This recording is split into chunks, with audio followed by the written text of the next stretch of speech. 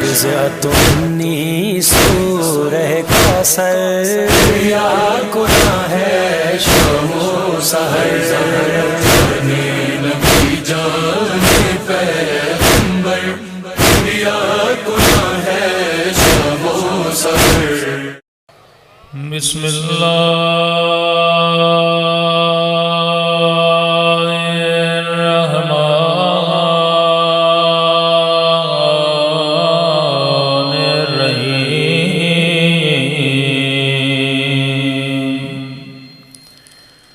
الحمد للہ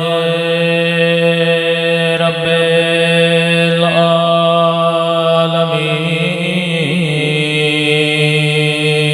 العالمین الحمد للہ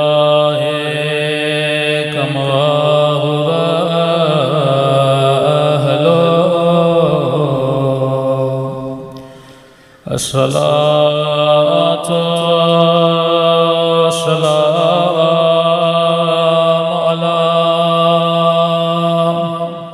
سید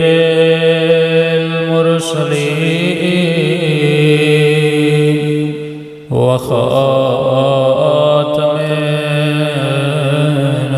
النبیین ابی القاسم محمد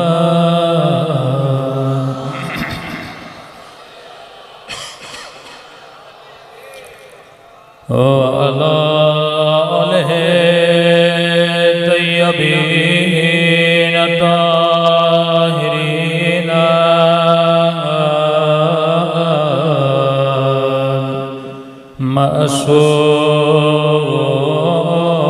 معصومین سب مل کے دعائیں مولا سمانا اللہم کل ولیک حجت ابن الحسن صلواتک علیہ وعلی آبائه فی هذه الساعة وفي كل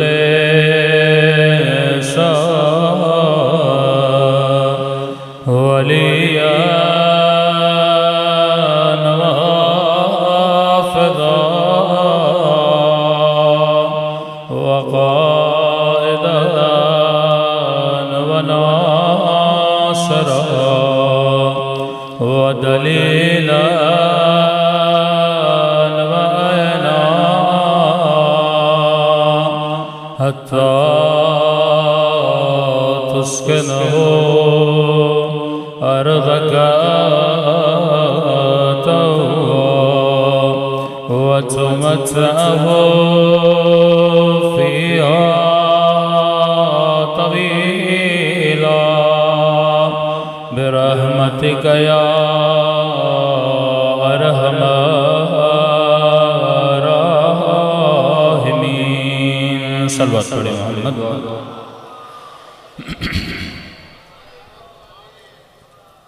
بسم اللہ الرحمن الرحیم رب اشرح لی صدری ویسر لی امری واحلل عقدۃ من لسانی یفقهوا قولی اما بعد فقط قال سبحانہ وتعالی قل لا اسألکم علیہ اجرا الا المودۃ فی القربہ صلوات پڑھے محمد وآل محمد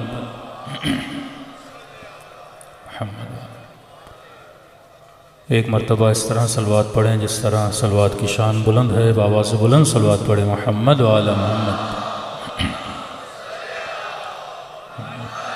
وعلی محمد وعجل فرجہ دعا ہے پروردگار عالم ہم سب کی عبادتوں کو اپنی بارگاہ عالی میں قبول فرمائے اور جس مقصد زندگی کی خاطر یہ مجالس رکھی جاتی ہیں خدا ان مقاصد میں بھی ہم سب کو کامیابیاں نصیب فرما دیں۔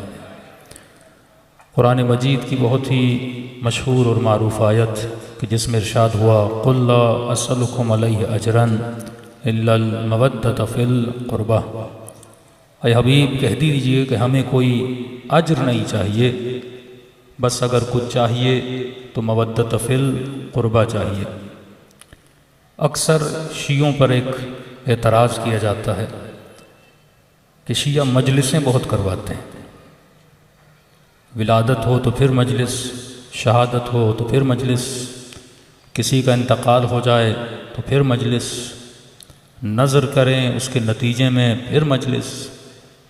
تو اب ان مجلسوں سے یقیناً آپ کو خوشی بھی ہوتی ہے، یہ متاع خلد بھی ہے اور خیرات علم بھی ہے، لیکن دشمن اس چیز سے پریشان بھی ہے، اور بعض اوقات جو لوگ آپ کی حفاظت پہ مامور ہوتے ہیں تھوڑی پریشانی ان کو بھی ہوتی ہے کہ 10 دن کے لیے کوئی پروگرام ہو، 20 دن کے لیے ہو، لیکن ان کے تو ڈیلی بیسس پہ پروگرامز ہیں، تو اس کا کوئی لوجیکل جواب بھی تو ہونا چاہیے کہ بھائی اتنی مجلسیں کرواتے کیوں ہیں؟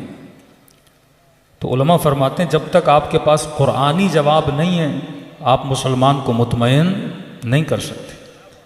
ایک مرتبہ یہ ہے کوئی آپ سے پوچھتا ہے آپ کہاں جا رہے ہو، آپ جواب دیتے ہیں کہ بھائی ہم مجلس میں جا رہے ہیں۔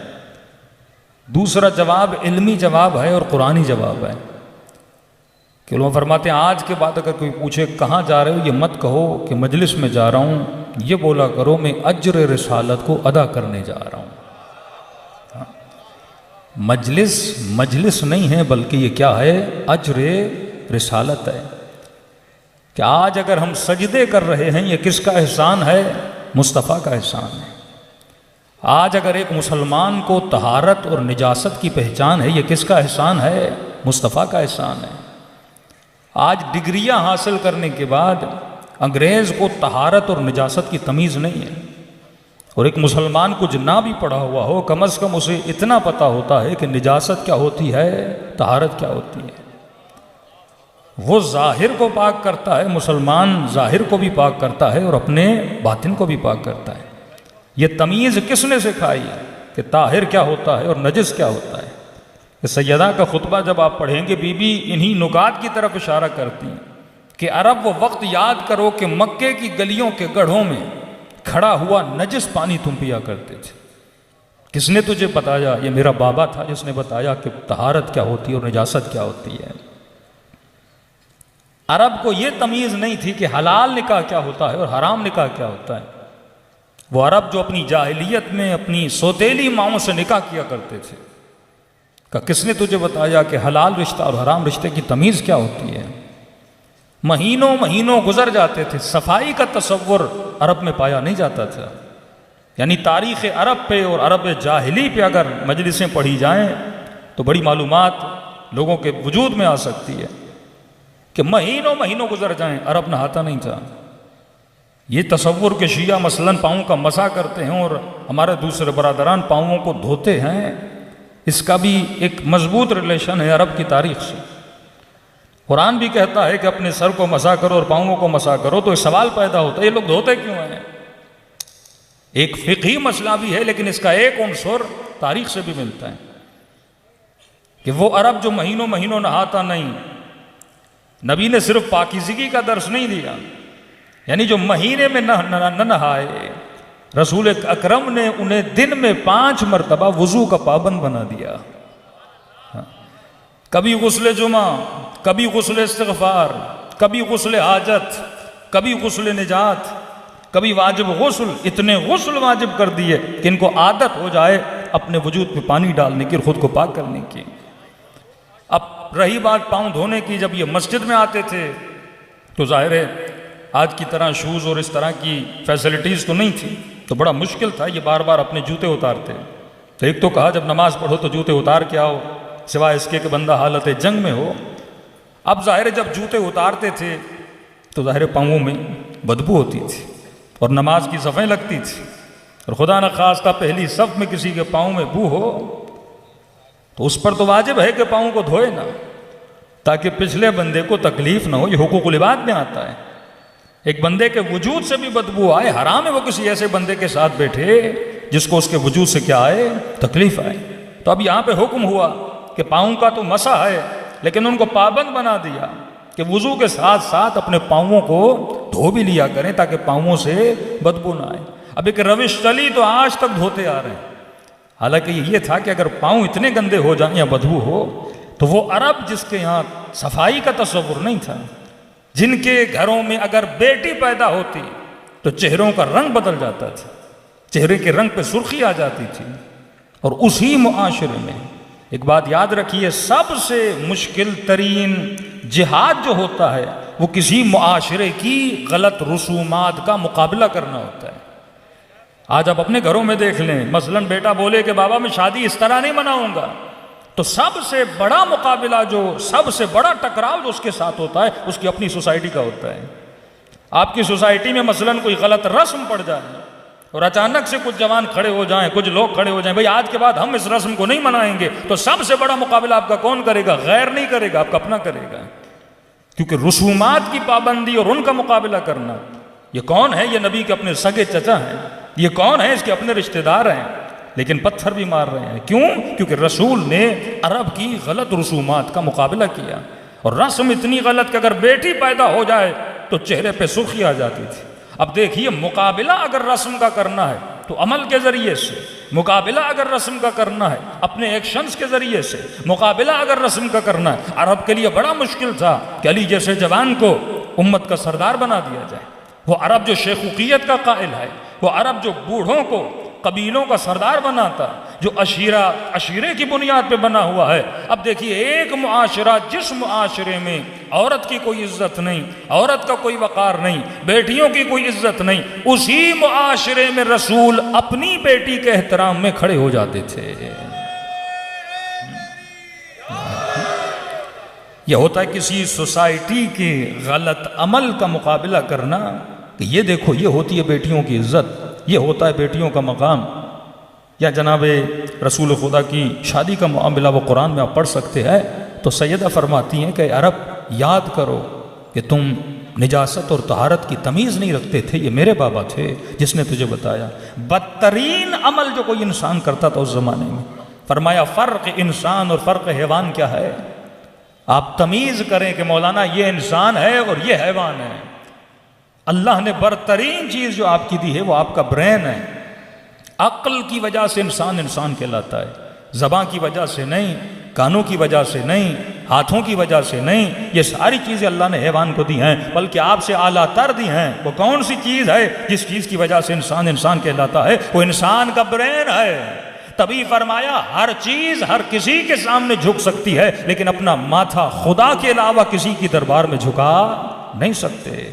نبی نے ان کے سروں کو بتوں کی دربار سے اٹھا کر وحدہ لا شریک کی دربار میں جھکانا سکھایا۔ یہ سب سے بڑا کریم تھا، اور قرآن کہتا ہے هل جزاء الاحسان الا الاحسان ان شکرتم لازیدنکم وان کفرتم وان عذابی لشدید۔ اگر شکریہ کرو گے تو بڑھا کر دوں گا، اگر کفران نعمت کرو گے تو اللہ کا عذاب بڑا شدید ہے۔ تو آج سجدے کر رہے ہیں، احسان مصطفیٰ کا، آج عبادت کر رہے ہیں، احسان مصطفیٰ کا، آج رکوع کر رہے ہیں، احسان مصطفیٰ کا، آج تمہارے گھروں میں تمہاری بیٹیوں کے سروں پر چادریں ہیں، احسان مصطفیٰ کا، آج اگر تو باغیرت ہے، احسان مصطفیٰ کا، آج اگر تو باعفت ہے، احسان مصطفیٰ کا، آج اگر حلال و حرام کی تمیز ہے، یہ احسان مصطفیٰ کا ہے۔ اب اس احسان کو چکانا ہے تو چکانے کے لیے ایک چیز ڈیمانڈ کر دی گئی ہے، فرمایا اگر ان سجدوں کے احسان کو چکانا چاہتے ہو تو میری آل سے مودت کرتے ہوئے نظر آنا۔ بندہ سجدہ کرے لیکن اس سجدے میں مودت اہل بیت نہ ہو، ان سجدوں کا کوئی فائدہ نہیں ہے۔ پہلے جس نے سکھایا اس کا شکریہ تو ادا کرو۔ تبھی فرمایا اگر مزدور مسجد بنائے یا آپ کا گھر بنائے، اگر اس کا مزد اسے نہیں دیتے، مزدوری نہیں دیتے، اس گھر میں نماز پڑھنا بھی صحیح نہیں ہے، تو یہ عمل کیسے قبول ہوگا؟ جو عمل کر تو رہا ہے مسلمان لیکن آل رسول کا شکریہ ادا نہ کرے۔ صلوات پڑھے محمد و آل محمد پر۔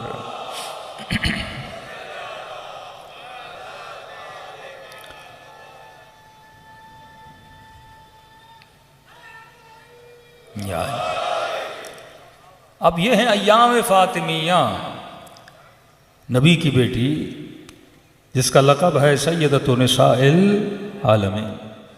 ابھی ایک بزرگ نے سورہ مریم کا واقعہ یا سورہ مریم کا ریفرنس دیا اپنی شاعری میں قرآن کے 3 صورتیں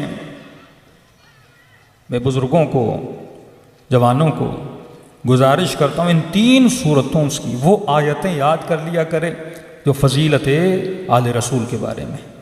ایک سورہ سورہ نور، دوسرا سورہ سورہ مریم، تیسرا سورہ سورہ انسان یا حل عطا یا دہر۔ یہ 3 صورتیں ایسی ہیں جن میں خدا نے برملا آل محمد کی فضیلت کو بیان کیا، وَآتِ ذِی الْقُرْبَىٰ حقہ کی فضیلت کو بیان کیا ہے۔ اہل بیت فرماتے ہیں سورہ مریم در اصل شأن جناب سیدہ فاطمہ الزہرا ہے۔ یہ سیدہ کی فضیلت میں کہ سورہ مریم کی جو مریم ہیں وہ جناب فاطمہ ہے، سورہ مریم کے جو زکریا ہیں وہ رسول خدا ہیں، سورہ مریم کے جو حضرت یحییٰ ہیں وہ امام حسین علیہ السلام ہیں۔ کہ وہ شبہات جو بیوی پہ ہیں یا اہل بیت علیہ السلام پہ، خدا نے ان سب کا جواب کس میں دیا ہے؟ سورہ مریم میں دیا ہے۔ اب اس سے پہلے کہ کچھ فضائل بیان کروں ایک نقطہ آپ کی خدمت میں رکھ لوں۔ جس زمانے میں ہم رہتے ہیں، اب ظاہر ایام فاطمیہ میں سیدہ کی فضیلت بھی بیان کرنی ہے، اور ہمارے مکتب کا ایک اصول بھی ہے تولا اور تبرہ، یعنی اہل بیت سے محبت، ان کے دشمنوں سے نفرت۔ اب 2 طریقے ہیں اس چیز کو بیان کرنے کے، یا تو اس منبر پر میں بیٹھ کے فضائل جناب سیدہ پڑھوں اور ان کے قاتلوں کا ذکر بھی کیا جائے، تو اس سے آپ کے لیے مسائل جنم لیں گے۔ دور فتن ہے کہ مولا فرماتے ہیں فتنوں میں ایسے رہو جیسے اونٹنی کا بچہ، نہ کوئی اس پہ سواری کر سکے، نہ کوئی اس سے دودھ نکال سکے، یعنی کوئی بھی ایسا کام نہ کرنا جس سے دشمن تمہارے خلاف کوئی کام انجام دے۔ اب آپ کہیں گے مولانا پھر ہم کیسے بیان کریں؟ اگر دشمنوں کا ذکر کیا جائے، قاتلوں کا ذکر کیا جائے تو قانونی مسائل بھی ہیں، سماجی مسائل بھی ہیں، معاشرتی مسائل بھی ہیں، تو بندہ حق کیسے بیان کرے؟ ایک طرف وہ ہمارے تندرو شیعہ ہیں، جذباتی شیعہ ہیں کہ یہ تو تبرہ کو مانتے نہیں ہیں یہ سارے مولوی، جبکہ تبرہ اور تولا جز ہے شیعت کی ایمان میں سے۔ جو تبرہ کو نہ مانے، تبرہ کو نہ مانے، وہ شیعہ ہو ہی نہیں سکتا۔ لیکن ہم نے اس تولا اور تبرہ کو بیان کیسے کرنا ہے؟ کہا قُلْ لَا أَسْأَلُكُمْ عَلَيْهِ أَجْرًا إِلَّا الْمَوَدَّةَ فِي الْقُرْبَى، ہم سے جو ڈیمانڈ کی گئی ہے وہ ڈیمانڈ ہے مودت کی۔ یہ نہیں کہا کہ میری آل سے مودت کرو اور ان کے دشمنوں پر تبرہ بھی کرو۔ تو یا رسول اللہ آپ 2 چیزوں کی ڈیمانڈ کیوں نہیں کر رہے، ایک ہی چیز کی ڈیمانڈ کر رہے ہیں؟ محبت ایک کمال اپنے وجود میں رکھتی ہے، اس کمال کو اگر آپ سمجھ جائیں، یا تو میں لوگوں کو یہ بتاؤں کہ دشمن کون تھا اور اہل بیت کی فضیلت کیا ہے، یہ تو ایک طریقہ ہے، اور اگر میں نے دشمنوں کو برملا کیا تو مسائل فوراً آپ کے لیے کھڑے ہو جائیں گے۔ دوسرا طریقہ یہ ہے کہ میں دشمن کو ڈسکس نہ کروں، میں صرف فضائل اہل بیت، حکمتہائے اہل بیت، علم اہل بیت، کمال اہل بیت، فرامین اہل بیت کو بیان کروں۔ اس کا نتیجہ کیا ہوگا؟ وہی کام جو دشمن کرتا ہے۔ فرماتا یہ جو مودت ہے نا، آپ جتنی مودت اہل بیت کی کسی کے دل میں اتارو گے تو مودت اپنے ہی وجود میں تبرہ کو جنم دیتی ہے۔ آپ صرف ایک کام کریے، تبرہ آٹومیٹیکلی ہو جائے گا۔ مثال کے طور پہ اگر کسی کو بے تحاشا اپنے والد سے محبت ہے، یہ ممکن نہیں کہ اس کے دشمن سے نفرت نہ ہو۔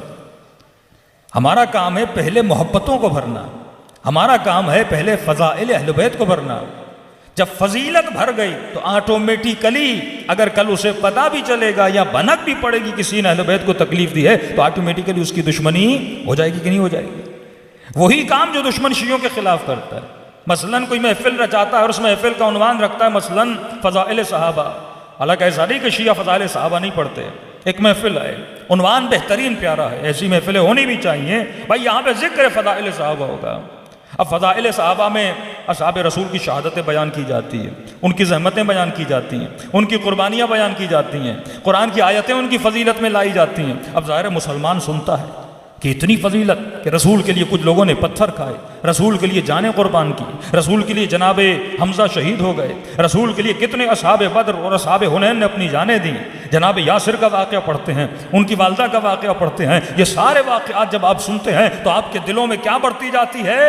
اصحاب کی محبت بڑھتی جاتی ہے۔ یعنی ایک مجلس رچائی جاتی ہے اور اس مجلس میں اصحاب کے فضائل بیان کیے جاتے ہیں۔ اب جیسے جیسے سننے والا فضیلت کو سنتا ہے اس کا دل اصحاب کی محبت سے سرشار ہو جاتا ہے۔ اب جب سرشار ہو گیا، اب یہاں پہ دشمن اپنا حربہ کھیلتا ہے اور فوراً کہتا ہے یہ جو اصحاب اتنی شان والے ہیں، شیعہ ان کو برا بھلا کہتے ہیں۔ آٹومیٹیکلی محبت نے کیا کس کو جنم دیا؟ نفرت کو جنم دیا۔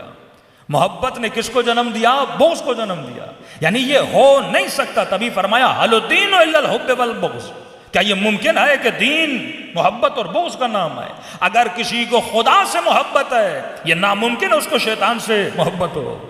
تبھی کہا کہ بسم اللہ کے پڑھنے سے پہلے کہو اعوذ باللہ من الشیطان اللعین الرجیم، شیطان پہ لعنت کرو، شیطان سے اظہار براءت کرو۔ اب لاکھ مسلمان شیطان سے اظہار براءت کرے اور صبح سے شام تک شیطان کے ساتھ کاروبار بھی کرے، شیطان کے ساتھ اٹھنا بیٹھنا بھی رکھے، شیطان کی محفلوں میں بھی جائے کہ پھر اللہ کی عبادت اللہ تعبدوا الشیطان انہ لکم عدو مبین، شیطان کی عبادت نہ کرو۔ اے خدا، جس نے بسم اللہ کے پڑھنے سے پہلے اعوذ باللہ پڑھا، اب یہ کیسے شیطان کی عبادت کرے گا؟ یعنی زبان سے اعوذ باللہ کہنے کا کچھ اثر بھی تو ہے، لیکن اثر اتنا نہیں ہے جب تک تو اپنے دل میں محبت خدا کو نہیں بڑھاتا۔ جیسے حب خدا بڑھے گی ویسے ہی بغض شیطان بڑھتا جائے گا۔ یہی راستہ ہے۔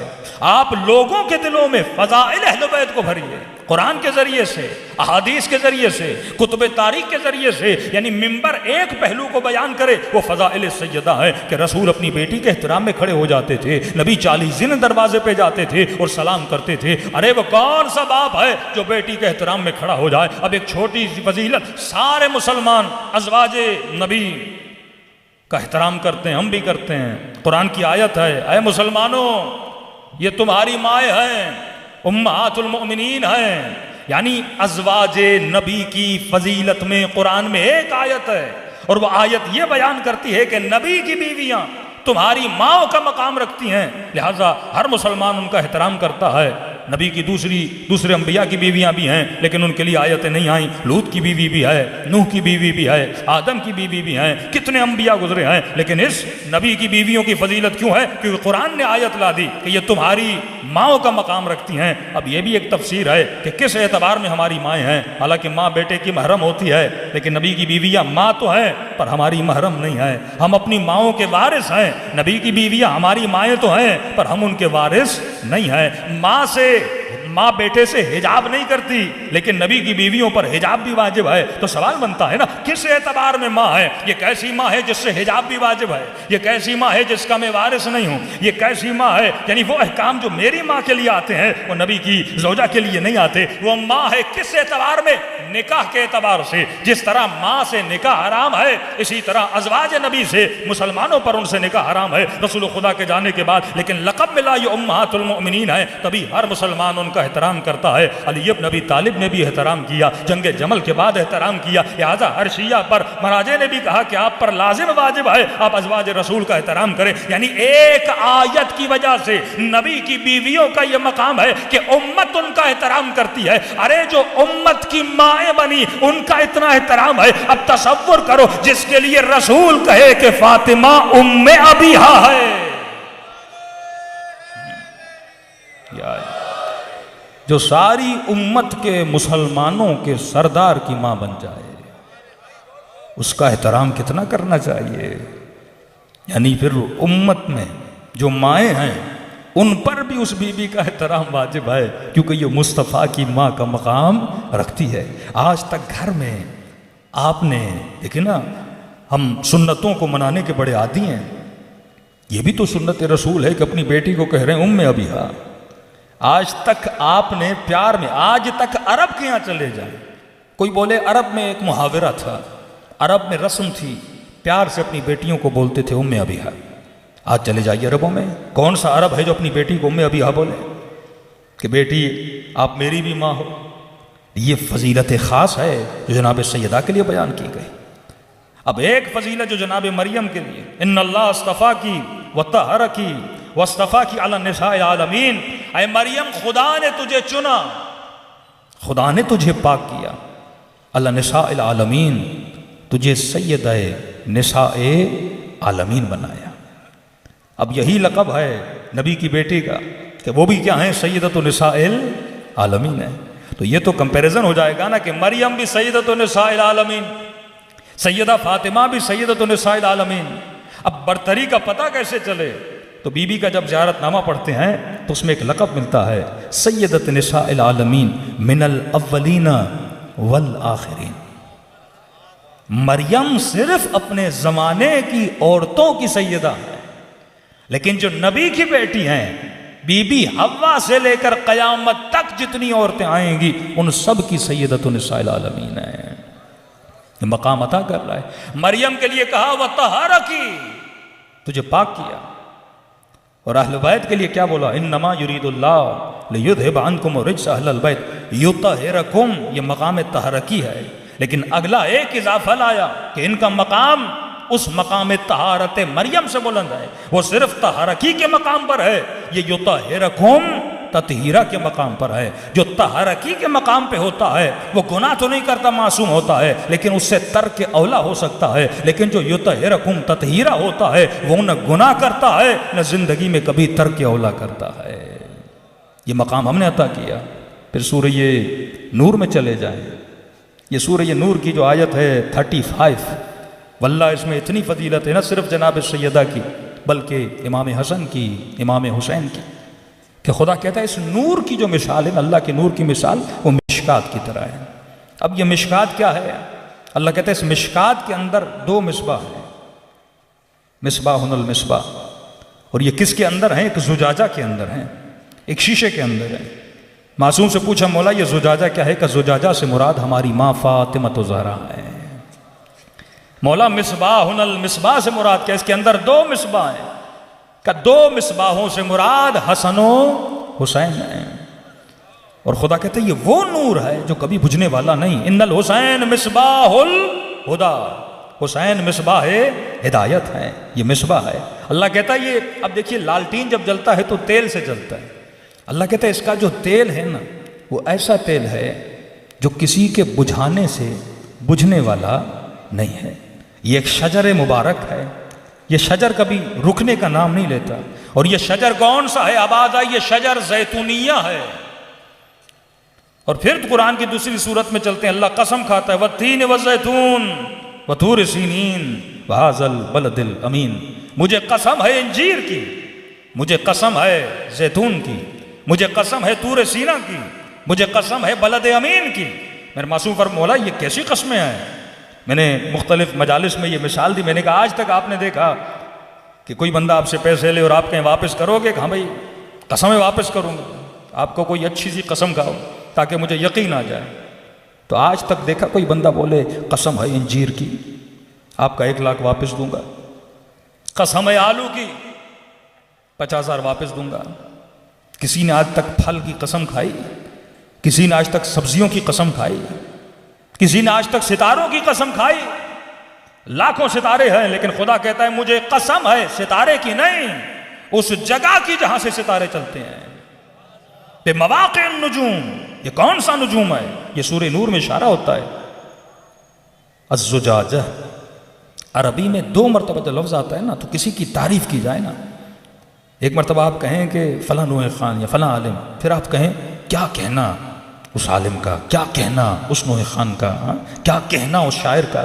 خدا کہتا ہے الزجاجہ، کیا کہنا اس زجاجہ کا، کأنہ کوکب دری، یہ ایک چمکتے ہوئے ستارے کی طرح ہے۔ معصوم سے پوچھا مولا یہ ستارہ کیا ہے جو اتنا چمک رہا ہے، جس کی خدا اتنی تعریف کر رہا ہے؟ کہ یہ ہماری دادی زہرا کی تعریفیں ہو رہی ہیں۔ اللہم صلی علی محمد۔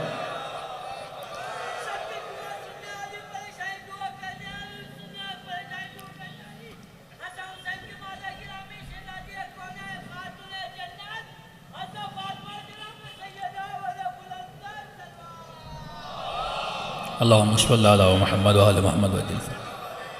الزجاج کأنہ کوکب دری، یہ ایک چمکتا ہوا ستارہ ہے، اور اس شجر کی مثال زیتون کی طرح ہے، اور یہ زیتون وہ ہے جو کبھی بجھنے والا نہیں ہے، اور پھر کسی اور صورت میں خدا قسم کھاتا ہے والتین والزیتون، مجھے قسم ہے انجیر کی، مجھے قسم ہے زیتون کی۔ تو آج دنیا میں عقل مند سے عقل مند بھی انسان کبھی پھل کی قسم نہیں کھاتا، کوئی آلو اور سبزی اور سیب کی قسم نہیں کھاتا۔ یہ خدا ہے جو اعقل العاقلین ہے، جو احکم الحاکمین ہے، صاحب حکمت۔ وہ خدا کیسے کسی پھل کی قسم کھا سکتا ہے؟ تو میرے معصوم میرے چھٹے امام سے پوچھا، مولا یہ تین کیا ہے، یہ زیتون کیا ہے، یہ بلد امین کیا ہے، یہ طور سینا کیا ہے؟ تو امام نے تشریف فرمایا تین سے مراد حسن ہے، زیتون سے مراد حسین ابن علی ہے، طور سینا سے مراد علی ابن ابی طالب ہیں، بلد امین سے مراد وہ سرزمین مکہ ہے جہاں پہ محمد کو بلایا گیا۔ اب آئیے تھوڑا میڈیکل سائنس کی طرف جاتے ہیں۔ جاپان کے 2 ڈاکٹرز نے ریسرچ کی، کہا کہ انسان بوڑھا کیوں ہوتا ہے؟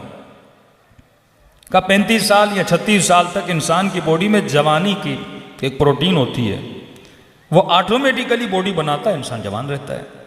35 ایئرز کے بعد یا 37 ایئرز کے بعد وہ پروٹین ختم ہونا شروع ہو جاتی ہے، اور جیسے جیسے ختم ہوتی ہے انسان بوڑھا ہوتا جاتا ہے۔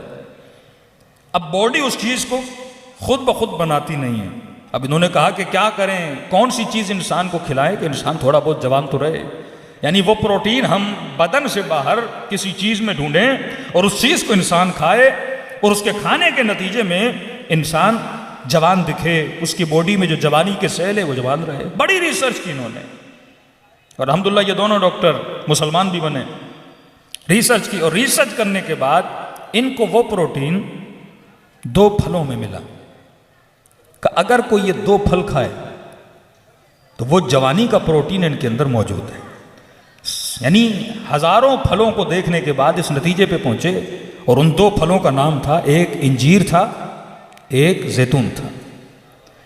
مصر کے پی ایچ ڈی ہولڈر قرآن کے اسٹڈی میں ایک ڈاکٹر تھے، انہوں نے جیسے جیپنیز ڈاکٹرز کی ریسرچ پڑھی، ان کو فوراً لیٹر لکھا کہ آپ نے ان 2 پھلوں کو جمع کیا، ایک کا نام انجیر، ایک کا نام زیتون ہے، اور آپ بڑا افتخار کر رہے ہیں، فخر کر رہے ہیں کہ بھائی جو ان 2 کو کھائے گا، اور ہم نے بڑی محنتوں کے بعد اس نتیجے پہ پہنچے ہیں، وہ انسان جوان رہے گا۔ اور تعداد بھی انہوں نے جو بتائی وہ وہی ہے، مطلب جتنی مرتبہ قرآن میں انجیر کا نام آیا اتنے انجیر کھاؤ، جتنی مرتبہ زیتون کا نام آیا اتنے زیتون کھاؤ، تو نتیجہ انہی ڈاکٹرز کا نکلتا ہے۔ انہوں نے فوراً وہ قرآن کی آیتیں بھیجی، اور جیسے جیپنیز ڈاکٹر نے دیکھا کہ یہ واحد مسلمانوں کی کتاب ہے جہاں پہ خدا نے ان دونوں پھلوں کو ایک ساتھ ان کی قسم کھائی ہے، اور اس اعجاز قرآن کو دیکھ کر وہ فوراً کیا ہو گئے؟ مسلمان ہو گئے۔ لیکن یہاں پہ فضیلت کا ایک نقطہ میرے ذہن میں آ رہا ہے، اگر انجیر کو کوئی کھائے، اگر زیتون کو کوئی کھائے، یعنی اپنی روٹین بنا دے، اپنے بچوں کو کھلائیں، تو انسان کے اندر جوانی کے پروٹین بنتے ہیں اور جوان رہتا ہے۔ اور انجیر سے مراد حسن ابن علی، زیتون سے مراد حسین ابن علی، یعنی جن پھلوں کی نسبت ان کے ساتھ ہو جائے ان کے کھانوں سے بندہ جوان رہتا ہے۔ اور رسول نے ان کی فضیلت میں کیا فرمایا؟ ان الحسن والحسین سیدا شباب اہل الجنہ۔ یہ نہیں کہا یہ جنت کے سردار ہیں، کہا یہ جنت کے جوانوں کے سردار ہیں، یعنی جن پھلوں کی نسبت ان کے ساتھ ہے ان کو کھانے سے جسم جوان رہتا ہے، اور ان کے ساتھ رہنے سے بندہ جنت میں جوان ہو کے جاتا ہے۔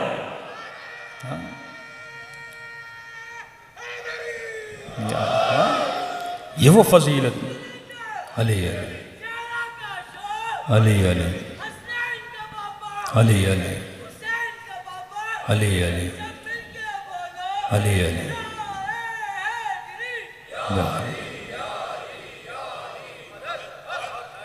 صلوات پڑھے محمد و آل محمد پہ۔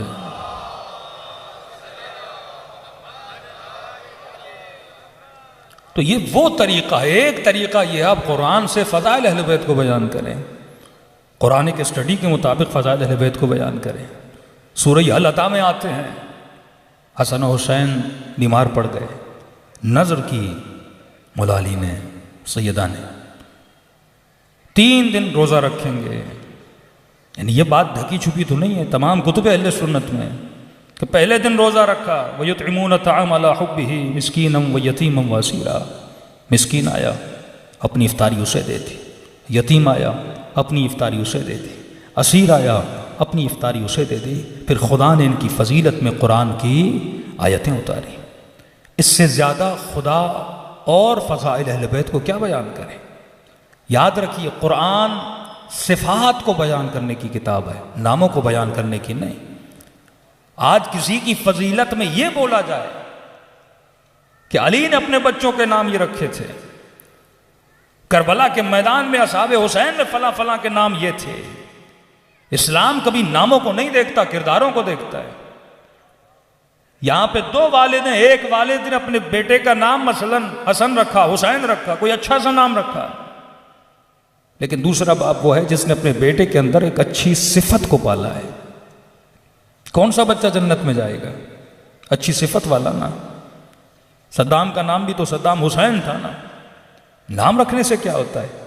اہل بیت نے، ہاں یہ ضرور ہے، باپ پر یہ اولاد کے فرائض میں سے ایک فرض یہ ہے کہ اس کا اچھا نام رکھے۔ اچھے سے مراد یہ ہے ایسا نام جس کی معنی بری نہ ہو، معنی کے اعتبار سے اچھا ہو۔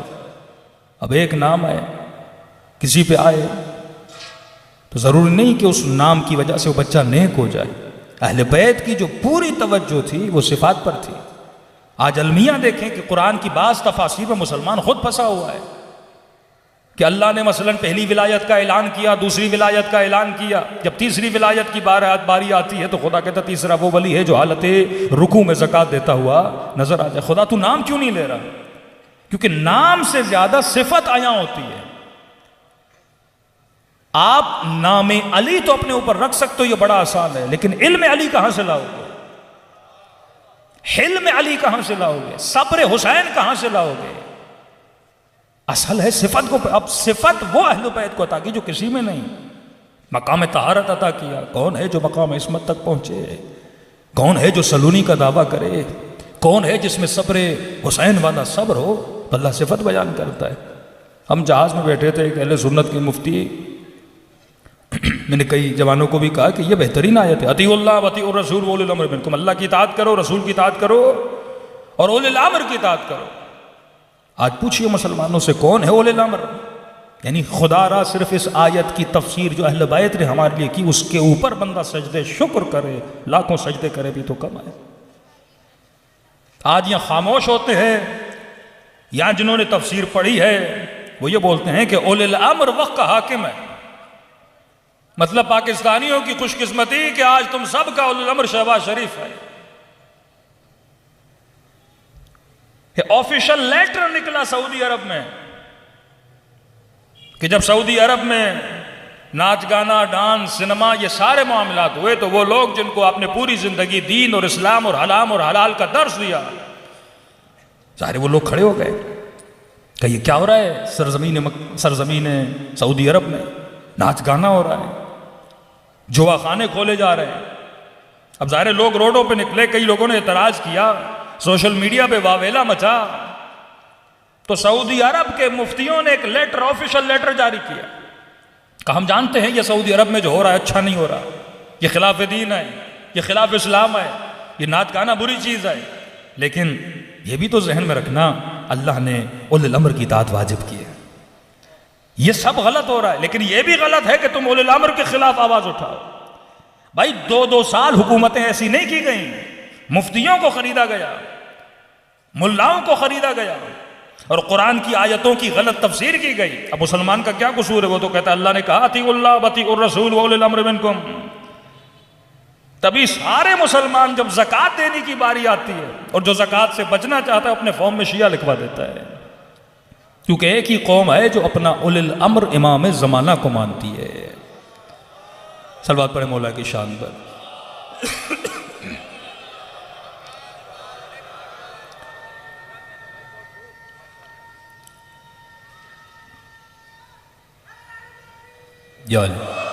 یہ فیکٹس اینڈ فگرز ہیں۔ جب لال مسجد پہ حملہ کیا جا رہا تھا تو جنرل مشرف نے بولا اس شخص کو جو اس مسجد میں تھا کہ تو اپنی خود تفسیر میں بتاتا ہے کہ اولی الامر وقت کا حاکم ہے، اور جو وقت کے حاکم کے خلاف قیام کرے وہ باغی ہے، اور باغی واجب القتل ہے، اور تو خود لکھ رہا ہے اس وقت کا حاکم میں ہوں، تو نے میرے خلاف بغاوت کی ہے اور تیرا قتل واجب ہے۔ اپنی ہی تفسیر میں بندہ پھنس جاتا ہے۔ یہ وہ مکتب اہل بیت ہے جس نے صحیح قرآن کی تفسیر انسان کو خدا نے صاحب عقل بنایا. میں بارہا کہتا ہوں واللہ یہ قصے لڑنے جھگڑنے کے لیے نہیں ہیں. ایک مرتبہ جناب سیدہ کا قصہ آپ اس اینگل سے بیان کرتے ہو مسلمانوں میں جھگڑا ہو جاتا ہے. ایک مرتبہ جنگ احد کا قصہ ہمارا مولوی اس طرح پڑھتا ہے کہ بس اگلے بندے کو میں نے نیچا دکھانا ہے. لیکن سوال یہ ہے خدا کہتا ہے وَأَتَبِرُوا يَا أُولِي الْأَلْبَابِ. میں نے کئی مجلسیں پڑھی بنی اسرائیل پر، قصے آئے بنی اسرائیل پر، بنی اسرائیل کے بچڑے پر، کہ پورا سورہ جس کا نام اللہ نے بقرہ رکھا. بھائی اس بچڑے کی اتنی ویلیو کیا ہے کہ 3 جز پہ ایک سورہ بنایا جاتا ہے اور نام بچڑا رکھا جاتا ہے. قرآن مسلمانوں کے لیے ہے لیکن کتنے قصے خدا بنی اسرائیل کے ذکر. کیا یہ لوریاں سنانے کی کتاب ہے؟ کیا یہ قصے سنانے کی کتاب ہے؟ لیکن سارے قصے سنانے کے بعد خدا کہتا ہے وَأَتَبِرُوا يَا أُولِي الْأَلْبَابِ. عبرت لے، میں کہانیاں نہیں سنا رہا. اگر خدا قصے سنانے پر آئے 1,00,000 کم 24,000 انبیاء تھے تو 10 نہیں بلکہ 100 جلدوں میں قرآن ہونی چاہیے تھی اور ہم انبیاء کے قصے پڑھتے رہتے. 1,00,000 کم 24,000 انبیاء کے قصوں میں سے چن چن کے خاص قصے سنائے. کس کے لیے باعث عبرت بنے؟ اے اولی الالباب، اے صاحبان عقل، میں نے ان کتاب میں تمہارے لیے کیا رکھی ہے؟ عبرت رکھی ہے. پھر نبی فرماتے ہیں النعل بالنعل، جو کام بنی اسرائیل نے کیا وہی کام میری امت کرے گی. موسیٰ کوہ طور پہ جاتے ہیں، ہارون کو اپنا جانشین بنا کے جاتے ہیں. 40 دن کی، اب دیکھیے محنت سالوں کی، 40 دن اپنی قوم سے دور ہوتے ہیں. قوم پلٹ کے اسی جاہلیت میں چلی جاتی ہے جس جاہلیت میں پہلے تھی. ہارون کا انکار کر دیتی ہے. پھر یہ کیا کہنا رسول کا کہ یا علی انت منی بمنزلت ہارون من موسیٰ، علی تو میرے لیے ایسے ہے جیسے ہارون موسیٰ کے لیے تھا. پھر یہ کیا کہنا النعل بالنعل، جو کام بنی اسرائیل نے کیے وہ سارے کام میری امت کرے گی. نبیوں کے گلے کاٹے، حضرت یحییٰ کا گلا کاٹا، ناقہ صالح کو ذبح کیا، کسی نبی کو نہیں چھوڑا ان لوگوں نے. حضرت عیسیٰ کے ساتھ کیا کیا، مختلف انبیاء کے ساتھ کیا کیا. اور آپ دیکھئے امت مصطفیٰ نے رسول کے جانے کے بعد کون کون سے مظالم نہیں ڈائے. بھائی چلو اگر واقع جناب سیدہ سے بندہ تھوڑا آگے چلے، 50 سے 55 سال کا فاصلہ ہے. یہ کوئی اور نہیں، یہ نبی کا نواسا ہے. گلا کاٹا جا رہا ہے، نو کے نیزہ پہ سر کو اٹھایا جا رہا ہے. دشمنی حسین سے ہے، دشمنی عباس سے ہے، لیکن علی اکبر کے گلے میں تیر لگے. میرے معصوم فرماتے ہیں 2 شہادتوں نے لوگوں پر حجت کو تمام کیا، اور ان 2 شہادتوں کا ہونا بھی ضروری تھا. اگر نبی کے جانے کے بعد مولا علی شہید ہو جاتے حجت تمام نہ ہوتی. حکومت کا مسئلہ تھا نا، کہتے حکومت کا جھگڑا تھا اور اس جھگڑے میں علی شہید ہو گئے. لیکن نبی کی بیٹی کا شہید ہونا، کہ میرے 11ویں امام فرماتے ہیں ہم سب اللہ کی طرف سے تمہارے اوپر حجت ہیں اور ہمارے اوپر ہماری دادی زہرا حجت ہیں. یہ کیسا مقام ہے؟ علماء فرماتے ہیں ہم پریشان ہیں مقام سیدہ کو بیان کرنے کے لیے. تاریخ کے لکھنے والے لکھتے ہیں کہ کسی نے سوچا بھی نہیں تھا کہ جب دروازے پہ جائیں گے تو یہ بھی دروازے پر آئیں گے. کیونکہ مدینے والے جو سیدہ کی شخصیت کو جانتے تھے، بی بی کی شخصیت پہ قطعاً یہ نہیں تھا کہ دروازے پہ دستک اور بی بی دروازے پر جائے. جو بی بی صاحب حیا، صاحب عفت، کہ نابینا اگر گھر میں آتا تھا تو نبی فرماتے تھے بیٹی یہ نابینا ہے، دیکھ نہیں رہا. کہتی بابا اگر وہ نہیں دیکھ رہا میں تو دیکھ رہی ہوں. مدینے کے کسی شخص نے اس بی بی کی آواز نہیں سنی. میری مائیں بہنیں اگر سیدہ کے حجاب کو دیکھنا چاہتی ہیں، بی بی حجاب کیسا اوڑھتی تھی، تو خطبہ فدقیہ کے ابتدائی جملے پڑھ لیں، حجاب سیدہ ان کے سامنے آ جائے گا. جب گئی ہیں تو آگے بھی عورتیں پیچھے بھی عورتیں. پوچھنے والے نے پوچھا بی بی اتنی عورتوں کے حصار میں کیوں جا رہی ہیں؟ تو فرمایا میں نہیں چاہتی میرے قدموں کے نشانوں پر بھی کسی نامحرم کی نگاہ پڑے. اتنی صاحب عفت، زندگی میں نامحرم سے بات نہ کی، کبھی گھر سے نہ نکلنے والی. جب پوچھا جائے بیوی ایک عورت سب سے زیادہ خدا کے قریب کب ہوتی ہے، تو فرمایا جب وہ اپنے گھر کے اندر ہوتی ہے. یہ ایک الگ ٹاپک ہے کہ آج عورتوں کے لیے، عفتوں کے لیے دشمن نے کون سا بندوبست کیا کہ جتنا ہو سکے عورت کو گھر سے باہر نکالو. اور بی بی فرماتی ہیں اے عورت تو تب تک محفوظ نہیں جب تک گھر کے اندر ہے نا. باہر نکلے گی تو محفوظ نہیں، گھر کے اندر تو محفوظ ہے، ایمان تیرا محفوظ رہتا ہے۔ وہ بی بی جو کبھی گھر سے نہ نکلی، کبھی کسی نامحرم سے کلام نہ کیا، یہاں تک کہ وصیت کرتی علی رات کو غسل دینا، رات کو کفن دینا، رات کو دفن کرنا۔ اس کے بعد بھی فضا فرماتی ہے، پریشان تھی، کہتی ہے فضا میں نہیں چاہتی میرا جنازہ اس طرح سے اٹھے۔ بی بی کیسے؟ کہ جس طرح عرب جنازے اٹھاتے ہیں نا، ایک جنازہ چارپائی پہ رکھا اور کھڑا کر دیا گیا۔ بی بی کیوں؟ کہ میں نہیں چاہتی میرے بدن پر بھی کسی نامحرم کی نگاہ پڑے، کوئی یہ بھی جان سکے کہ اس عورت کے بدن کا سائز کیا ہے، میں نہیں چاہتی۔ بی بی رات میں جنازہ اٹھے گا، کہ میں نے تو اپنا بندوبست کر کے جانا ہے نا۔ فضا کہتی بی بی ہمارے حبش میں عورتوں کے جنازوں کو تابوت میں رکھا جاتا ہے، کہ علی سے بولو کہ میرے لیے ایک تابوت کا بندوبست کرے۔ شہادت کے بعد عفت کا پیغام، زندگی میں حیا کا پیغام، کتاب الامام والسیاہ سے ضرور پڑھا کریں۔ وہ سیدہ جو وصیت کر کے جائے کہ میرے جنازے کو تابوت میں رکھا جائے۔ جب مسجد میں حق مانگنے گئی بھی تھی تو پہلے خود کلام نہیں کیا، پہلے کنیز کو کہا تو کھڑی ہو جا، بچوں کو کہا آپ گواہی دو۔ جب کچھ مانا نہیں گیا نا تو سیدہ نے خود بولنا شروع کیا۔ اب سوچو کہ امامت کی حفاظت کا فریضہ امام زمانہ کا ساتھ کتنا اہم ہے، کہ وہ بی بی جب کسی سے کلام نہیں کرتی پردے کے پیچھے سے کلام کرنا شروع کیا۔ کہتے ہیں مسجد میں جتنے حضار تھے انہوں نے رونا شروع کر دیا۔ بول سیدہ رہی تھی پر لگ ایسے رہا تھا کہ مصطفیٰ کلام کر رہا ہے۔ مریم کو زکریا نے پڑھایا، فاطمہ کو محمد نے پڑھایا، جو شریعت کو جانتی تھی، جو قانون کو جانتی تھی۔ اب اس سلسلے میں ہم پڑھنا نہیں چاہتے، لیکن وَاعْتَبِرُوا أُولِي الْأَلْبَابِ، تاریخ کا قصہ عبرت کے لیے بیان کرو۔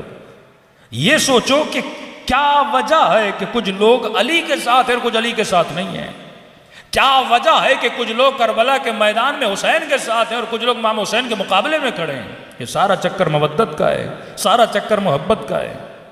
پوچھا گیا علماء سے کہ فرق محبت اور مودت کیا ہے؟ کہ ہم سے تقاضا محبت کا نہیں ہے، تقاضا مودت کا ہے۔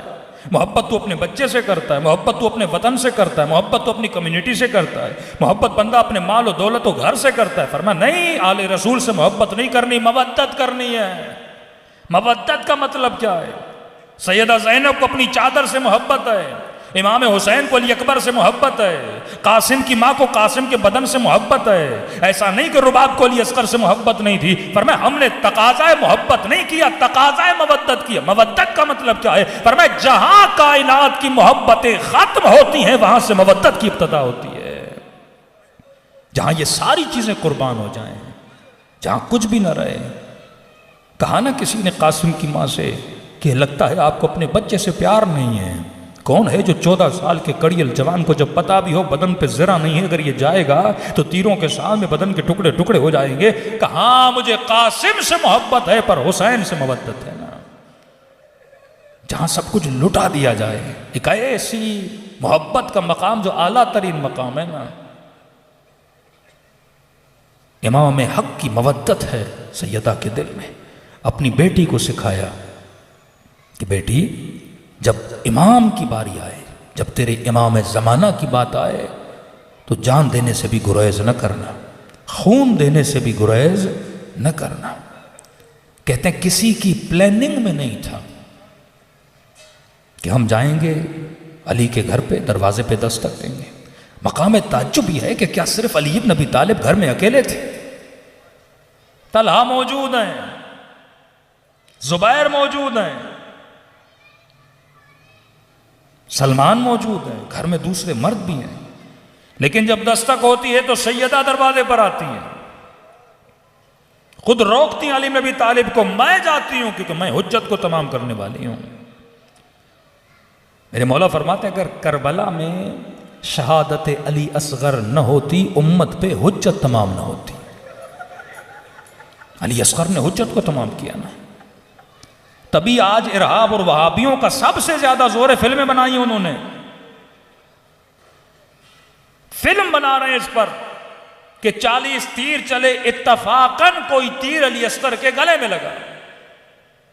یہ نہیں تھا کہ سوچی سمجھی پلاننگ تھی کہ علی اصغر کے گلے میں تیر مارے گا، اتفاقاً تھا۔ علی اصغر کی شہادت نے حجت تمام کر لی، بھائی یہ معاملہ دشمنی کا نہیں ہے، مسئلہ جنگ کا ہے تو جنگ بڑوں سے ہوتی ہے۔ 6 مہینے کے بچے کا کیا قصور ہے؟ 4 سالہ بچی کا کیا قصور ہے؟ مسئلہ علی سے تھا، حکومت کے مسائل تھے، کئی حکومتوں میں مسائل ہوتے ہیں، اگلی خلافتوں میں بھی بڑے مسائل ہوئے، خلفاء کو قتل کر دیا گیا، لیکن نبی کی بیٹی جس کا احترام برملا نبی نے کہا تھا کہ خدا اس کے غضبناک ہونے سے غضبناک ہوتا ہے۔ کہتے ہیں کسی نے وہم اور گمان میں بھی نہیں تھا کہ ہم در پہ جائیں گے، نبی کی بیٹی گمان میں بھی نہیں تھا۔ جب گھر میں 4-5 مرد موجود ہیں تو عورت تو دروازے پہ نہیں آتی نا، پلاننگ کے اندر نہیں تھا، وہ تو دیکھ کر ایک طرح سے ایک شوق میں آ گئے تھے کہ یہ کیا ہوا کہ نبی کی بیٹی دروازے پر آئے۔ اور جب دستک دی تو اندر سے سیدہ نے آواز دی، کہتے سننے والے نے پہچانا نہیں، وہ یہ سمجھا گھر کی شاید کوئی کنیز ہے، تو اس نے کہا کہ علی کو دروازے پر بلاؤ۔ اب شیعہ کرے تو کیا کرے، ابن تیمیہ اپنی کتاب میں لکھتے ہیں کہ اگر علی کے گھر پر، دیکھیے یہ باتیں ثابت کرتی، گھر پہ گئے تھے نا، کہ اگر علی کے گھر پر گئے تھے علی کا قصور تھا، علی اعوذ باللہ کا کیوں؟ ابن تیمیہ لکھتے ہیں علی نے بیت المال کا پیسہ گھر میں رکھا تھا، وہ بیت المال لینے گئے تھے۔ جو اس عقیدے کو مانتے ہیں خدا ان کو ابن تیمیہ کے ساتھ مشہور کرے۔ مطلب علی پر چوری کا الزام، علی بیت المال کا پیسہ نہیں دے رہے تھے، وقت حاکم پر واجب ہے کہ بیت المال کا پیسہ کسی فرد کے پاس نہیں رہے گا، حکومت کے خزانے پر آئے گا، وہ بیت المال لینے گئے تھے، علی دینے کے لیے تیار نہیں تھے، یہاں تک الزام لگایا گیا علی بن ابی طالب پر۔ جب دستک ہوئی تو بیوی نے کہا کہ جب تک میں زندہ ہوں علی کو لے جانے نہیں دوں گی۔ کہتے ہیں جتنے لوگ گئے تھے آدھے سے زیادہ لوگ جب آواز سنا تو پوچھا آپ کون ہیں؟ کہا مجھے نہیں پہچانا، میں تیرے نبی محمد کی بیٹی فاطمہ ہوں۔ کہتے یہ سننا تھا، آدھے سے لوگوں نے کہا ہم یہاں تک آئے، آگے نہیں آئیں گے، کیونکہ ہم نے خود سنا ہے اس بی بی کی فضیلت میں کہ خدا اس کے غضبناک ہونے سے غضبناک ہوتا ہے۔ لیکن ان حملہ کرنے والوں میں ایک تھا، نام اس کا میم سے ہے، یہ وہی شخص ہے جس کے لیے امام حسن فرماتے ہیں میں لمبے لمبے راستے لیتا ہوں مسجد میں جانے کے لیے۔ کسی نے مولا سے کہا مولا یہ راستہ قریب ہے یہاں سے چلیے، فرمایا نہیں اس راستے سے میں کبھی نہیں گیا۔ کہ مولا کیوں؟ فرمایا کیونکہ اس گلی میں اس کا گھر ہے جس نے میری اماں پہ آگ کا دروازہ گرایا تھا۔ چہرہ تک دیکھنا پسند نہ کیا۔ اور بھی کتابیں ہیں، سیرت آل رسول کو بھی تو پڑھو۔ بی بی نے کہا اندر آ جاؤ گے؟ کہاں آ جائیں گے؟ کہ تجھے نہیں پتا اس گھر میں 2 چھوٹے چھوٹے بچے ہیں حسن و حسین، جن کے لیے میرے بابا نے کہا سیدہ شباب اہل جنت ہیں۔ کہیں تو کیا ہوا؟ کہ میں در کے پیچھے ہوں گا، بھٹ جائیے، نہیں تو دروازہ آپ کے اوپر گرا دیا جائے گا۔ حجت کو تمام کیا سیدہ فاطمہ نے۔ خدا گواہ ہے ایسے ایسے گاؤں میں جاتے ہیں، ایسے ایسے لوگ ملتے ہیں، بس بیوی کا نام آتا ہے رونا شروع ہو جاتے ہیں۔ خود قصے بتاتے ہم 10 سال پہلے مکتب سیدہ میں آئے، وجہ کیا تھی؟ کہ یہی مسئلہ تھا، ہم نے ایک ہی سوال کیا کہ نبی کی بیٹی کو حق ملا تھا یا نہیں؟ رو کے کہنے لگا مولانا اگر میرے در پر اس بی بی کی کوئی بیٹی بھی آ جائے نا جو سید زادی ہو، اس کا نہ بھی ہو تو میں پھر بھی دے دوں گا، یہ تو نبی کی بیٹی ہے۔ فرماتے کافی عرصے کے بعد بلال مدینے آئے، جب سیدہ کے دروازے پر پہنچے تو کیا دیکھا؟ دروازے کو آگ لگی ہوئی ہے۔ تعجب میں دروازے پہ دستک دی، فضا باہر آئی۔ کا فضا کیا ہوا اس در کو؟ کیا ہوا اس گھر کو؟ تاریخ لکھتی ہے فضا بتائے تو کیسے بتائے بلال کو کہ بلال قیامت ٹوٹ گئی علی ابن ابی طالب پر. لیکن فضا نے کسی اور انداز سے پوچھا کہ بلال یاد ہے جوانی میں تو غلام تھا؟ ہاں فضا، لیکن بتا تو صحیح میرے غلامی کے قصے مجھے کیوں بتا رہی ہے؟ کہ بلال سنا ہے ظالموں نے تیرے سینے پہ پتھر رکھا تھا. بلال تجھے یاد ہے؟ ہاں فضا یاد ہے. مجھے یہ تو بتا دروازے کو آگ کیسے لگی؟ کہ بلال سنا ہے جب سینے پہ پتھر رکھا تھا تیرے سینے کی پسلی ٹوٹ گئی تھی. بلال پسلی کے ٹوٹنے کی تکلیف کیا ہوتی ہے؟ کہ فضا لمبے عرصے تک جب سانس لیتا تھا مجھے تکلیف ہوتی تھی. کہ بس اتنا سمجھ لو نبی کی بیٹی کی پسلیاں ٹوٹ گئی ہیں. تبھی میرے چھٹے ماں فرماتے ہیں عیشیو ہم ہر مصیبت برداشت کرتے پر اپنی دادی زہرا کی مصیبت برداشت نہیں کرتے.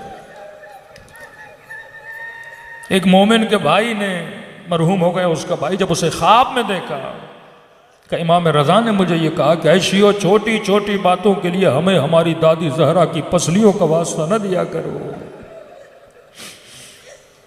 حسن بن علی رانی ذاکر کے خواب میں آتے ہیں، فرمایا ذاکر تو میرے اصلی مصائب کیوں نہیں پڑھتا؟ کہ مولا جگر کے ٹکڑے ٹکڑے ہونا، 2 مرتبہ کفن کا پہنانا، بدن کو تیر کا لگنا، یہ سارے پڑھتا ہوں. کہا یہ میرے مصائب ہیں، اصلی مصائب پڑھا کر. کہ مولا اصلی مصائب آپ کے کہاں تھے؟ فرمایا مدینے کی گلی میں تھے. میں اکثر جوانوں کو سمجھانے کے لیے مثال دیتا ہوں. میں نے کہا جوان مجھے یہ بتا اگر کسی بند گلی میں تیرے سامنے تیری ماں کو تماچا مارا جائے. کہنے لگا مولانا دعا کریں موت آ جائے، اللہ یہ منظر مجھے نہ دکھائے. میں نے کہا تصور کر. امام حسن نے کہا اے ذاکر میرے اصلی مصائب مدینے کی اس گلی میں تھے جہاں کچھ لوگ میری اماں کو مار رہے تھے. میں فریادیں کر رہا تھا کوئی آئے میری اماں کو بچا لے. بلال رونے لگا کہ جا کر بی بی کو میرا سلام دو. فضا گھر کے اندر گئی کہ بی بی بلال آئے ہیں. اب سنو جو بابا سے اتنا پیار کرے اور اس کی اذان جو بابا کے زمانے میں دی جاتی ہے. سیدہ نے کہا کہ فضا بلال کو کہو کہ بابا کے زمانے والی اذان دے، مجھے اپنے بابا کی بڑی یاد آئی ہے. بابا کے جانے کے بعد میں ایک رات سکون سے سو نہیں پائی. فضا بلال سے کہا کہ بلال سیدہ کی گزارش اذان دو. کب میں نے وعدہ کیا تھا نبی کے بعد کبھی اذان نہیں دوں گا، لیکن اگر نبی کی بیٹی کہے میں وعدہ توڑنے کے لیے تیار ہوں، اس کی خوشی کے لیے اذان دینے کے لیے تیار ہوں. میں کہوں گا بلال اس مجمع کا تجھے سلام ہو، ایک بار کہا تو نے سیدہ کی بات کو مان لیا. ارے 3 گھنٹے کھڑی رہی، بولتی رہی ہے میرا حق ہے، کسی نے بات کو نہیں مانا. شب جمعہ ہے، شب مخصوصی زیارت امام حسین ہے، اور وہی سیدہ فرماتی ہیں جو خلوص دل سے میرے حسین کو سلام کرتا ہے. روایت کے جملے فرمایا ابھی ذاکر نے مصائب پڑھے نہیں، ابھی تو رویا نہیں، تو رونا چاہتا ہے، تیری آنکھوں سے آنسو نہیں گرے. فرمایا تم سب کے سروں کے پیچھے میری دادی زہرا کھڑی ہو جاتی ہے، دعا کے لیے ہاتھوں کو بلند کرتی ہے، اے خدا یہ میرے حسین کا عزادار ہے. فرمایا جو خلوص سے دل سے حسین کو سلام کرے خدا اسے ثواب زیارت حسین عطا کرتا ہے. دلوں کو کربلا لے کر چلے، شب جمعہ اپنے مرحومین کو یاد کریں. شب توبہ بھی ہے، شب گریہ بھی ہے، کہ فرمایا قیامت میں ہر آنکھ روئے گی پر 2 آنکھیں نہیں روئیں گی. کون سی آنکھیں؟ فرمایا ایک وہ آنکھ جو اپنے گناہوں پہ روتی ہے، دوسری وہ آنکھ جو حسین کے غم میں روتی ہے. اللہ کا شکر ہے کہ خدا نے دونوں آنکھیں اہل بیت کے چاہنے والوں کو دی ہیں. شب جمعہ آئے تو دعائے کمیل پڑھا کرو، اور اس دعائے کمیل میں خدا کو حسین کا واسطہ دیا کرو. کہ آیت اللہ مظاہری کا یہ جملہ میں نے ایام فاطمیہ میں پڑھا جب یہ مولا فرماتا ہے خدا کیسے ممکن ہے کہ گنہگار جہنم سے تجھے آواز دے اور تو اس کی آواز کو سنے اور لبیک نہ کہے، کہ مولا فرماتا ہے خدا اس گنہگار نے گناہ تو کیے پر کوئی گناہ تیری دشمنی میں نہیں کیا، غفلت میں کیے، شہوت میں کیے، دنیا کی لالچ میں کیے۔ آغا مزاری ایک جملہ ایڈ کرتے ہیں، فرماتا ہے خدا اگر تو نے فیصلہ کر لیا کسے جہنم میں بھیجا جائے، میں تیرے فیصلے کے سامنے رکوں گا نہیں، رک بھی نہیں سکتا، میں تجھ پہ اعتراض نہیں کروں گا، لیکن کہ خدا جہنم میں بھیجنا ہے بھیج دینا، لیکن وہاں نہ بھیجنا جہاں وہ موجود ہو جس نے سکینہ کو تماچے مارے۔ اے خدا میں تیرا محب ہوں، وہ تیرا عدو ہے، ایسا نہ جہنم میں جانے کے بعد وہ تیرے محب کا مذاق اڑائے۔ وہاں نہ بھیجنا جہاں وہ موجود ہو جس نے ٹوٹی ہوئی پسلیوں پہ آگ کا دروازہ گرایا تھا۔ فرمایا یوم قیامت ایک ناقے کو لایا جائے گا، ہیرے اور جواہروں سے ڈھانپا ہوا، ایک اماری ہوگی، آواز آئے گی غضوا ابصارکم، اپنی آنکھوں کو بند کر لو۔ انبیاء سروں کو جھکائیں گے، آنکھوں کو بند کریں گے، اللہ کی آواز آئے گی فاطمہ آج جو کچھ مانگنا ہے مجھ سے مانگو۔ مختلف روایات ہیں لیکن ایک روایت میں ہے کہ بی بی اس ناگے کی اماری سے 2 کٹے ہوئے بازوؤں کو باہر نکالے گی اور فریاد کرے گی ولدی عباس، اے خدا میرے عباس نے ان کا کیا بگاڑا تھا کہ میرے لال کے بازوؤں کو کاٹ لیا۔ دلوں کو جنت البقیع کربلا لے جائے، سلام کریں سیدہ زینب کے بچوں کی یتیمی پہ۔ السلام علی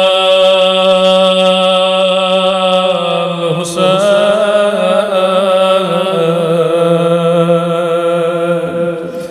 وعلی علی ابن الحسین وعلی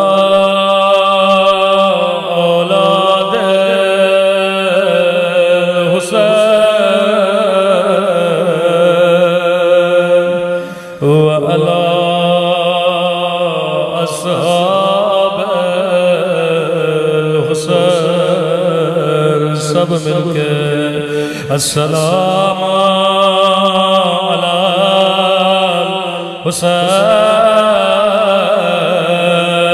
الحسین وعلی علی ابن الحسین، بلند آواز، وعلی اولاد وعلی اصحاب۔ مجمع بہت ہے، آوازیں بہت کم ہیں، بلند آواز، السلام علی الحسین وعلی علی ابن۔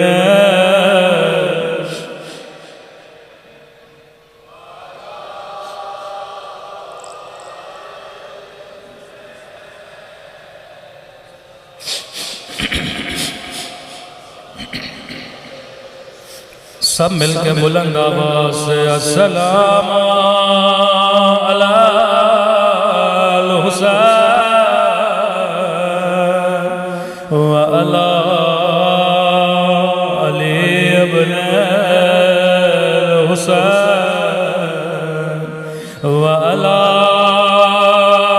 اولاد وعلی صحاب۔ میرا سلام زینب کے یتیمی پہ، مجھے خدا کی قسم اگر مدینے میں آگ نہ لگتے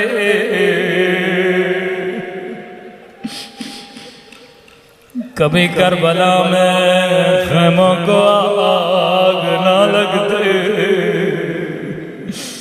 مجھے خدا کی قسم ہے اگر مدینے میں تماچے نہ لگتے،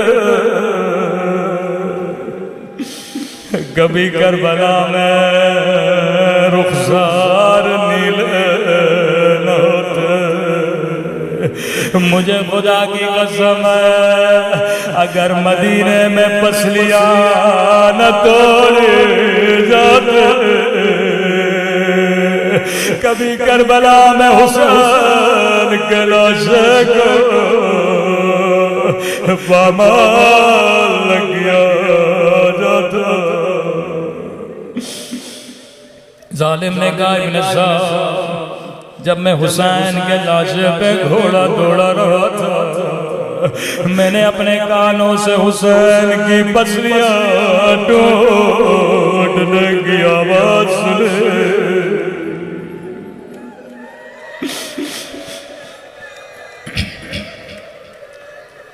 اگر مدینے میں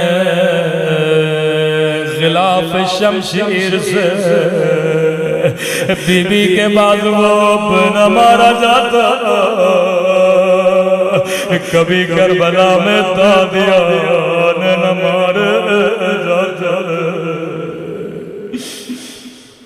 وصیت کیا علی غسلنی باللیل کفنی باللیل، علی رات میں غسل دینا، علی رات میں کفن دینا، علی رات میں دفن کرنا۔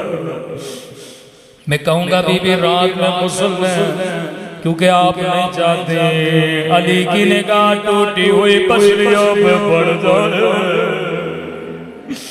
بی بی رات میں کفن دے، بات سمجھ میں آتی ہے، لیکن یہ کیوں کہا رات میں دفن کرے؟ دفن تو صبح بھی ہو سکتے ہیں، لیکن فرمایا علی میں نہیں چاہتے میرے جنازے میں وہ آئے جنہوں نے کئی گھنٹے مجھے دربار میں کھڑا کیا، جنہوں نے میرے حسن حسین کو یتیم کیا۔ اب تصور کرو، اسماء کہتی ہے مولا نے غسل دیتے دیتے ایک مرتبہ بلند بلند آواز میں رونا شروع کیا۔ علی کے گھر کا ماحول کیا تھا؟ فرماتی ہے ننھے ننھے بچے، کیونکہ ماں کی وصیت تھی علی کو کسی کو بتانا نہیں ہے۔ بچے روئے تو کیسے روئے؟ بچوں نے قمیص کے دامن کو دانتوں میں جکڑ لیا، کہیں کوئی حسین کے رونے کی آواز نہ سنے۔ ایک مرتبہ علی نے بلند بلند آواز میں رونا شروع کیا۔ بعض روایات میں مولا نے اپنا سر دیوار پہ مارنا شروع کیا۔ اسماء نے کہا مولا بلند بلند آواز میں کیوں رو رہے؟ فرمایا اسماء میں نے وہ زخم دیکھ لیے، میں نے وہ ٹوٹی ہوئی پسلیاں دیکھے،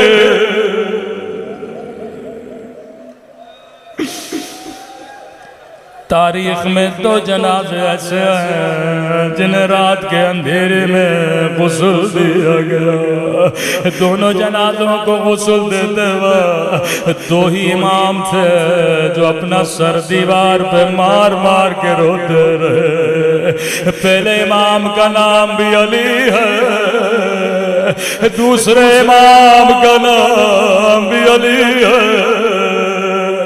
سیدہ کو مدینے کی اندھیری رات میں غسل دیا، لیکن دوسرے علی نے زندان شام میں اندھیری رات میں ایک 4 سالہ بچی تھے، غسالانے کا مولا کرتا اتارو یا نہیں؟ فرمایا کرتا نہ اتارنا، بدن سے خون جاری ہو جائے گا۔ غسل دیا، کفن دیا، سیدہ کا جنازہ گھر کے صحن میں رکھا۔ میری اس منبر سے دعا ہے خدا کسی بچے کو بچپن میں ماں کا جنازہ نہ دکھائے. بیٹے ماں سے بڑا پیار کرتے. خدا کسی بچے کو بچپن میں یتیم نہ کرے. مجھے نہیں پتا ان شہیدوں کے بچے اپنے والدین کے جنازوں کو کیسے دیکھتے ہیں. جیسے جنازہ گھر کے صحن میں پڑا امام نے فرمایا حسن میرے لال ماں کا دیدار کر لے. زینب آخری بار اماں کی زیارت کر لے. بچے روتے روتے آگے بڑھے. کوئی ماں کے سینے سے لپٹ گیا, کوئی ماں کا ماتھا کا بوسہ لینے لگا. امام حسن ماں کے قدموں سے لپٹ گئے. رو کے کہنے لگے کلمینی یا اماں حسن سے باتیں تو کرو. لیکن اسماء کہتی ہیں ایک بچہ تھا جو کونے میں رو رہا تھا, سر کو گھٹنوں میں دیا. علی نے فرمایا حسین اماں سے خدا غافل کر لے, لیکن یہ بچہ اپنی جگہ سے نہیں اٹھا. روکے گا بابا جب تک اماں نہیں بلاتے میں نہیں جاؤں گا. اب روایت کے جملے بڑے سخت ہیں. ایک مرتبہ بندے کفن کھلے, دو ہاتھ باہر آئے, آواز آئی آجا میرے حسین, آجا میرے کربلا والے حسین, آجا میرے پیاس حسین. بچے دوڑے دوڑے ماں کے سینے سے لپٹ گئے. روایت کے جملے آئے عرش الہی پہ کوہرام بپا, ملائکوں نے رونا شروع کیا. جبرائیل نے آواز دی علی بچوں کو ماں سے جدا کرو. ملائکوں میں کوہرام بپا ہے. علی نے بڑے پیار سے حسین کو جدا کیا, اپنے سینے سے لگایا. حسن کو اپنے سینے سے لگایا. میں کہوں گا مولا حسین آپ کی قسمت, آپ بھی یتیم ہوئے. علی نے سینے سے لگایا. مولا کربلا ہائے کربلا, ایک 4 سالہ بچی ہے جو خود کو بابا کے بدن پہ گراتی ہے. کسی نے پیار سے نہیں اٹھایا. ایک مرتبہ شمر آگے بڑھا, بچی کو بالوں سے اٹھایا, اتنے زور سے دباتے مارے, بچی کی فریاد بلند, ہائے میرا غریب وطن بابا,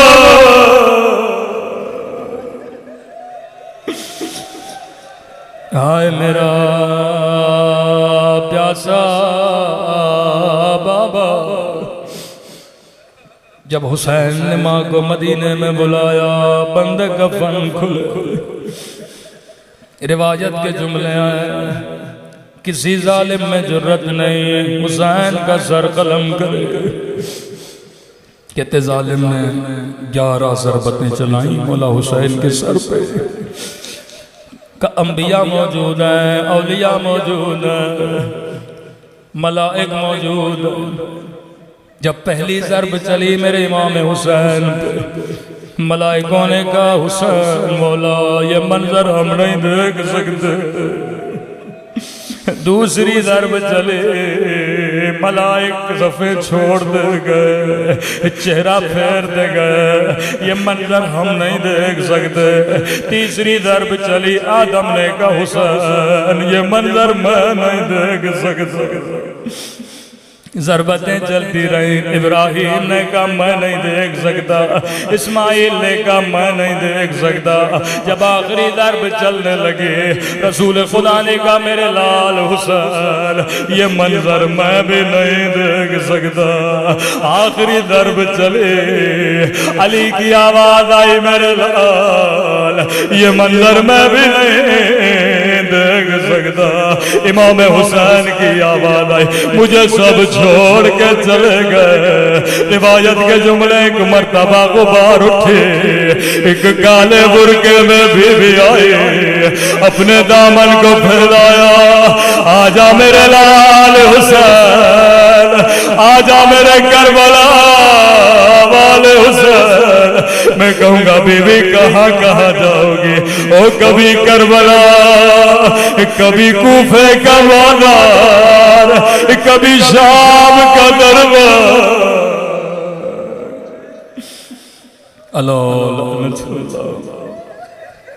اللہ القوم الظالمین۔ پروردگار تجھے سیدہ کی یتیم بچوں کا واسطہ، سکینہ کی یتیمی کا واسطہ، اے خدا شب جمعہ ہم سب کے صغیرہ کبیرہ گناہ معاف فرما، ہمارے والدین کے صغیرہ کبیرہ گناہ معاف فرما، اے خدا قبر و قیامت میں شفاعت حسین نصیب فرما، زیارت کربلا کے متمنیوں نے زیارت بامعرفت امام حسین نصیب فرما، خدایا بانیان مجلس کی توفیقات میں اضافہ فرما، جتنے بھی حاضرین کے مرحومین ہیں ان کو شہداء کربلا کے ساتھ محشور فرما۔ یہ دعا ہمیشہ کرے جناب سلمان فارسی کی دعا، اے خدا ہم سب کو زبان ذاکر عطا فرما، بدن صابر عطا فرما، دل شاکر عطا فرما، عقل سالم عطا فرما، جو مانگا نہیں مانگا اپنے خزانے قدرت سے ہم سب کو نصیب فرما۔